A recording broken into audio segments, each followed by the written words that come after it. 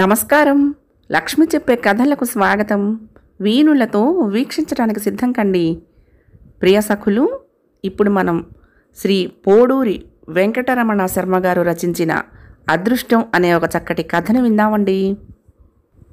స్నానం చేసి బీరువాలో నుంచి బట్టలు తీసుకోవటానికి వచ్చిన జానకి కూతురు వరద ఇంకా ముసుగుతన్ని పడుకోవడం చూసి, వరద లేమ్మా, ఏడవుతోంది, పొద్దెక్కిన తర్వాత పడుకోవటం దరిద్రానికి దారితీస్తుంది, లేలే, రాత్రిపూట ఎక్కువసేపు ఆ సెల్ ఫోన్ చూడొద్దంటే వినటం లేదు అంది బీరువా తలుపు మూస్తూ. శనివారం కూడా ఏంటమ్మా కాసేపు పడుకోనివ్వవు విసుక్కుంటూ లేస్తూ అంది వరద. స్కూల్ లేకపోతే ఏం, చేయాల్సిన పనులు ఎన్నున్నాయి, బ్రష్ చేసుకుని వచ్చి పాలు తాగి నాకు బట్టలు వాషింగ్ మిషన్లో వేయటానికి సహాయం చెయ్యి అంటూ జానకి వంటింట్లోకి వెళ్ళిపోయింది. అబ్బా, డాడీ క్యాంప్కి వెళ్తే ఇక అమ్మని పట్టుకోలేము, ఒకటి తర్వాత ఒకటి పనులు చెప్తూనే ఉంటుంది అనుకుంటూ లేచి బాత్రూంలోకి వెళ్ళింది వరద. బ్రష్ చేసుకుని వంటింట్లోకి వచ్చిన కూతురికి పాల గ్లాస్ అందించి, పక్క మీద నుంచి లేవగానే దుప్పటి మడతబెట్టి పక్క నీట్గా సర్దొచ్చావా, రోజూ చెప్పాలి నీకు అంది తల్లి. అన్నీ చేశానమ్మా, లేకపోతే నువ్వు ఊరుకోవు కదా అంది పాల గ్లాస్ అందుకుంటూ వరద. సరే, పాలు తాగి తాతగారు లేచారేమో చూసిరా తల్లి, వచ్చి నాకు కొంచెం ఉల్లిపాయలు టమాటాలు తరిగి పెట్టమ్మా అంది బ్రేక్ఫాస్ట్కి రెడీ చేసుకుంటూ. అబ్బా అమ్మా, ఒకటి తర్వాత ఒకటి పనులు చెప్తూనే ఉంటావమ్మా అంది వరద డైనింగ్ టేబుల్ దగ్గర కూర్చుని పాలు తాగుతూ. ఇదిగో, నీకంటే ఒక్క ఏడాది పెద్దది జలజ, 12 ఏళ్లకే ఎన్ని పనులు చేసి పెడుతుందో చూసావా కాంతం ఆంటీకి. మా క్లాస్మేట్స్ ఎవరితో మాట్లాడినా వాళ్ళు అసలు ఇంట్లో పనులే చెయ్యరట, పెళ్ళయ్యాక అది ఎలాగ కష్టపడాలి, ఇప్పటి నుంచే దానికి పనులు చెప్పకు అంటారట వాళ్ళ డాడీలు అంది వరద. సర్లే, తమ్ముడు లేచాడేమో చూడమ్మా, వాడికి వాళ్ళను స్నానం చేయించు, ఎలా చేయిస్తావో చూస్తాను చెప్పింది జానకి. తమ్ముడంటే వరదకి చాలా ఇష్టమని ఆవిడకి తెలుసు. చేయిస్తా కానీ వాడు నాకు లొంగడేమో అమ్మా అంది లేచి తమ్ముడు వాసు పడుకున్న గదిలోకి వెళ్తూ. తమ్ముడు పక్కనే పడుకున్న తాతగారిని చూసి, అమ్మా ఇంకా తాతగారు లేవలేదు అంది గుమ్మంలోకి వచ్చి. అదేమిటే, ఎప్పుడు ఇంతసేపు పడుకోరు కదా తాతగారు అంటూ ఆయన పడుకున్న గదిలోకి వచ్చి చూసింది జానకి. దగ్గరకు వెళ్ళి, మావయ్య గారు అంది మెల్లగా. భూషణం గారు కళ్ళు తెరిచి, రాత్రి దగ్గొచ్చి నిద్ర సరిగ్గా పట్టలేదమ్మా అన్నారు లేస్తూ. అయితే కొంచెంసేపు పడుకోండి మావయ్య అని వాసును తీసుకుని యువతలకు వచ్చింది. వరదా, తాతగారి గది తలుపు దగ్గరగా వేసొచ్చేయి, కాసేపు ఆయన డిస్టర్బ్ చేయకు, తమ్ముడిని తీసుకువెళ్ళి స్నానం చేయించు అంది వంటింట్లోకి తిరిగి వెళ్తూ. మిగతా పనులు చెప్పినప్పుడు వరద చాలా విసుక్కున్నా, తన తమ్ముడికి సంబంధించి ఏ పని చెప్పినా విసుక్కోకుండా హుషారుగా చేస్తుంది. జానకి ఆనందం కలిగించే విషయాలలో అదొకటి. బ్రేక్ఫాస్ట్ తయారు చేసి జానకి టేబుల్ మీద పెట్టేటప్పటికి వరద తమ్ముడికి స్నానం చేయించి రెడీ చేసి వాడిని కూడా తీసుకొచ్చింది. భూషణం గారు కూడా బ్రష్ చేసుకుని డైనింగ్ టేబుల్ దగ్గరికి వచ్చారు. ఈ మధ్యన రాత్రిళ్ళు దగ్గు రావటం లేదు కదా మావయ్య, నిన్న రాత్రి ఎందుకు వచ్చిందో డాక్టర్ దగ్గరికి వెళ్తారా ఇవాళ అంది జానకి ఆయన ముందు టిఫిన్ ప్లేట్ పెడుతూ. వద్దులేమ్మా, ఇవాళ కూడా వస్తే రేపు వెళ్తానులే అన్నాడు ఆయన. ఇంకొక ప్లేట్లో టిఫిన్ వరదకు పెట్టి, కొంచెం తమ్ముడికి కూడా తినిపించు తల్లి, పచ్చడి పెట్టక వాడికి, కారం తినలేడు అంది. ఫోన్ రింగ్ అయితే వంటింట్లో నుంచే, వరద ఎవరో చూడమ్మా అంది. భర్త మోహన్ ఫ్లైట్ ఎన్నింటికి ల్యాండ్ అవుతుందో చెప్పడానికి చేసుంటాడని అనుకుంది జానకి. డాడీ అనుకుంటా అంటూ లేచి వెళ్ళి ఫోన్ ఎత్తింది వరద హుషారుగా. తండ్రి మోహన్ క్యాంప్కి వెళ్ళి 2 రోజులైంది. అమ్మా, రత్తాలు ఇవాళ రాదుట, దాని కొడుకుని డాక్టర్ దగ్గరికి తీసుకువెళ్తోందిట ఫోన్ పెట్టేసి చెప్పింది. సరే, నువ్వు త్వరగా టిఫిన్ పూర్తి చేసి కాస్త గదులు అవి తుడిచిపెట్టమ్మా, నేను హాలు తుడిచి మాపు చేస్తాను అంది. నువ్వు తుడిచినట్లు రత్తాలు కూడా తొడవత్తల్లి అంది. అలాగేనమ్మా, మాపు కూడా నేనే చేస్తాలే అంది వరద లేచి వెళ్తూ. దానిచేత పనులు చేయించేటప్పుడు పిల్ల హుషారుగా చేయాలంటే ఏం చేయాలో భూషణం గారి కోడలికి గతంలోనే చిన్న చిట్కా చెప్పారు. నువ్వు చేసినట్టు ఎవరూ చెయ్యలేరే అని కాస్త పొగడమని సలహా ఇచ్చారు. స్కూలు ఉన్న రోజుల్లో మరీ ఎక్కువ పనులు కూడా చెప్పొద్దని చెప్పారు. అలసిపోతే చదువు సాగదని. గదులు తుడిచి మాపు వేయమని చెప్పింది, కానీ వరద ఒక రూమ్ పూర్తి చేయగానే జానకి ఆ పని అందుకుంది. అరే, అప్పుడే ఒక రూమ్ తుడిచేశావే, వెరీ గుడ్, ఇక చాలే, మిగతాది నేను పూర్తి చేస్తాను, నువ్వు వెళ్ళి చదువుకో అంది కూతురు ఎక్కువ కష్టపడటం ఇష్టం లేక. పని మనిషి రాకపోవటం వల్ల పనులన్నీ చేసుకుంటూ వంట పనిలో ఉండిపోయింది జానకి. 11 అవగానే వరదని పిలిచి తాతగారికి టీ పెట్టి ఇవ్వమంది. మిగతా పనులకు విసుక్కున్నా తాతగారి పనులు ఏం చెప్పినా వెంటనే చేసేస్తుంది వరద. తాతగారి పనుల్లో ఏమాత్రం తేడా వచ్చినా, ఆయన ఎప్పుడు కోప్పడకపోయినా తల్లికి మాత్రం చాలా కోపం రావటం చాలాసార్లు అనుభవం అయింది వరదకి. తల్లి తాతగారి పట్ల అంత గౌరవం కనబరచడం ఆ పిల్లకి ఎప్పుడూ ఆశ్చర్యమే. అందుకే హ్యారీ పోటర్ చూస్తున్నా సరే అమ్మ చెప్పిన టైంకి తాతగారికి టీ పెట్టించింది. టీ ఇవ్వగానే ఒక సిప్పు తాగి, అద్భుతంగా పెట్టావే, మీ అమ్మ కంటే నువ్వే బాగా పెడుతున్నావే అన్నారాయన. భోజనాలు అయిన తర్వాత ఒక కునుకు తీయటానికి మంచం మీద వాలింది జానకి. నిద్రలోకి జారుకుంటూ ఉండగా, అమ్మా జానకి అని మామగారు బెడ్రూమ్ గుమ్మంలో నుంచి పిలవగానే ఉలిక్కిపడి లేచింది. ఏమిటి మామయ్య గారు అంటూ యువతలకు వచ్చింది. సారీ అమ్మా, నిద్రలో లేపానేమో అన్నారు నొచ్చుకుంటూ. లేదులేండి, ఇంకా నిద్ర పట్టలేదు అంది లేచొస్తూ. నా స్నేహితుడు కృపానందం తెలుసుగా అమ్మా, వాడు వైజాగ్ నుంచి ఫోన్ చేశాడు. వాడి కూతురు సుధా పిల్లలతో విజయవాడ నుంచి సాయంత్రం ట్రైన్లో వస్తోంది. రేపు ఒక పెళ్ళికి వెళ్ళి ఎల్లుండి చెవిని ఎవరో స్పెషలిస్ట్కి చూపించుకుని వెళ్తుందిట. 2 రోజులు ఉంటారు. ఒక్కరితే వస్తోందని నన్ను రిసీవ్ చేసుకోమన్నాడు. ముందుగా అనుకోని ప్రయాణం. నేను స్టేషన్కి వెళ్తున్నాను, ఆ గెస్ట్ రూమ్ కాస్త రెడీ చేస్తావమ్మా అన్నారు. అలాగే మావయ్య, రెడీ చేస్తాను, మీరు వెళ్ళిరండి అని వరదని పిలిచింది రూమ్ సర్దటానికి. వరద స్టడీ రూమ్గా ఏర్పాటు చేసిన గదినే ఎవరైనా అతిథులు వస్తే గెస్ట్ రూమ్గా ఇస్తారు. రత్తాలు రాకపోవటంతో వరద సహాయంతో బెడ్షీట్లు అన్నీ మార్చి రూమ్ సిద్ధం చేసింది. పనులన్నీ పూర్తి చేసుకుని జానకి వరద చేత హోంవర్క్ చేయిస్తూ ఉండగా భూషణం గారు, ఆయన స్నేహితుడి కూతురు సుధా 2 పిల్లలతోటి ట్యాక్సీలో నుంచి దిగారు. వాళ్లను దింపి ఆయన వాకింగ్కు వెళ్ళిపోయారు. సుధకి 2 కొడుకులు, ఒకడికి 9 ఏళ్ళు, ఇంకొకటికి 7 ఏళ్ళు వయసుంటాయి అనుకుంది జానకి. వాళ్ళకి రూమ్ చూపించి పిల్లలకి పాలు తెద్దామని కిచెన్లోకి వెళ్ళింది. ఈ లోపులో సుధ పెద్ద కొడుకు అక్కడే టేబుల్ మీద ఉన్న రిమోట్ తీసుకుని టీవీ ఆన్ చేసి ఏదో కార్టూన్ ఛానల్ పెట్టేశాడు.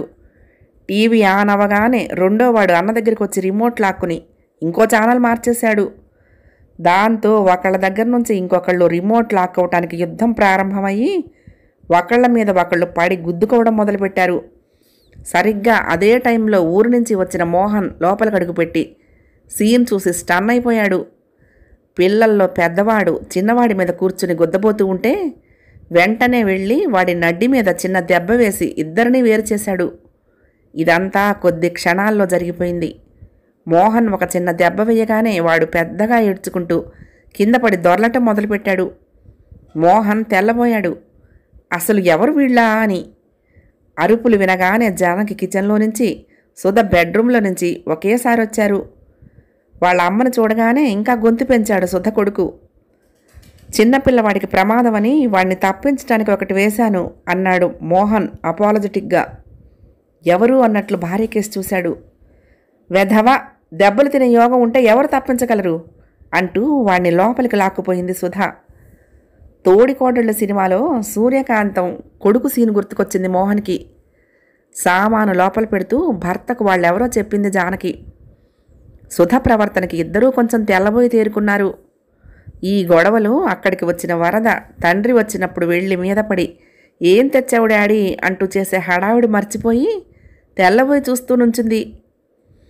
అమ్మా వరద, ఈ పాలు పట్టుకువెళ్ళి వాళ్ళకిచ్చిరా అమ్మా అని వంటింట్లో నుంచి జానకి పిలిస్తే వెళ్ళింది వరద. ట్రేలో 2 గ్లాసుల్లో పాలు పోసి పిల్లలకిచ్చిరమ్మంది. వరద సుధా వాళ్ళ గదిలోకి పట్టుకు వెళ్ళింది ఆ ట్రేని. వరద వెళ్ళిన 1-2 నిమిషాలకే భళ్ళున గ్లాసు కింద పడిన చప్పుడవటం, వరద పరిగెత్తుకుని జానకి దగ్గరికి రావటం జరిగిపోయింది. ఏడుపు మొహంతో వచ్చిన వరదని దగ్గరకు తీసుకుని, ఏమైందమ్మా, ఆ చప్పుడేమిటి అని అడిగింది జానకి. పెద్దవాడు గ్లాస్ తీసుకుని గడగడా తాగేశాడు, చిన్నాడు నోటి దగ్గర పెట్టుకొని ఒక మాటున నేలకేసి కొట్టాడు గ్లాసుని అంది వరద. మరి సుధా అంటే ఏం అనలేదా అడిగింది. ఆవిడ మేకప్ చేసుకుంటోంది, వాడి పాలల్లో బూస్ట్ వేయకపోతే తాగడు అంది జరిగింది చెప్తూ. కొద్ది నిమిషాల క్రితం అక్కడికి వచ్చి అంతా విన్న మోహన్, వింతగా ఉందే, పిల్లలిద్దరికీ ఏం కావాలో ముందు ఆవిడ చెప్పొద్దు అన్నాడు చిరాకుగా. జానకి నోటి దగ్గర వేలు పెట్టుకుని, గట్టిగా మాట్లాడకండి, ఆవిడ వింటుంది అంది. డైనింగ్ టేబుల్ దగ్గర ఏదైనా జరిగితే మోహన్ చిరాకు పడతాడని భోజనాలు సుధా వాళ్ళకి ముందే పెట్టేసింది. అది మంచిదే అయ్యింది. ఆ పిల్లలిద్దరూ ఒకరినొకరు కొట్టుకుంటూ, ఒకళ్ళ కంచంలోని ఇంకొకళ్ళు విసురుకుంటూ నానా గొడవ చేసి భోజనం ముగించారు. సాయంత్రం జరిగింది గుర్తుకొచ్చి జానకి ఏమీ కల్పించుకోలేదు. సుధ కూడా ఏదో మాట వరస కన్నట్లుగా, అల్లరి చేయకుండా తినండ్రా అని ఊరుకుంది. వరదకి ఇదంతా వింతగా ఉంది.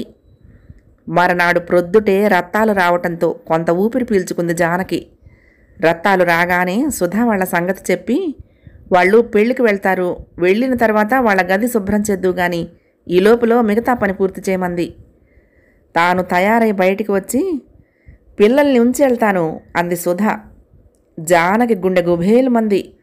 వెంటనే, వాళ్ళు నాకు లొంగరేమో, నువ్వే తీసుకువెళ్ళమ్మా అంది. సుధా వెంటనే వాళ్ళని త్వరగా తయారు చేసి తీసుకువెళ్తూ ఉంటే అమ్మయ్యా అనుకుంది జానకి. మోహన్ బ్రేక్ఫాస్ట్ చేసి టెన్నిస్ క్లబ్కి వెళ్ళిపోయాడు.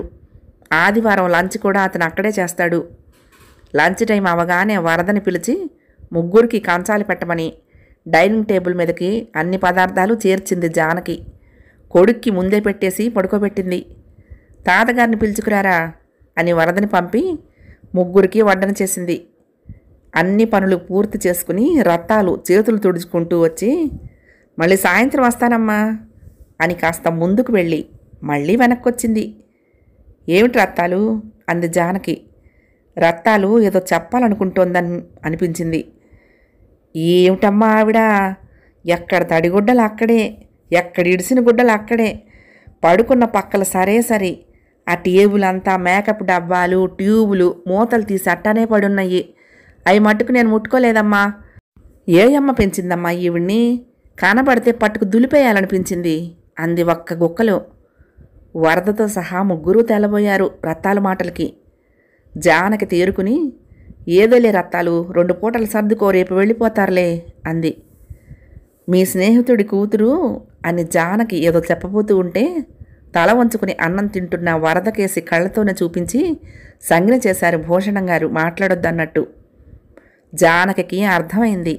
సుధ గురించి నెగిటివ్గా మాట్లాడబోతోందని గ్రహించి, వరద ఉందన్న విషయం గుర్తు చేశారని గ్రహించి ఆగిపోయింది. ఆమెకు మామగారిచ్చిన అనేక సలహాలలో ముఖ్యమైనది పిల్లల ముందు ఎవరి గురించి నెగిటివ్గా మాట్లాడకూడదన్నది.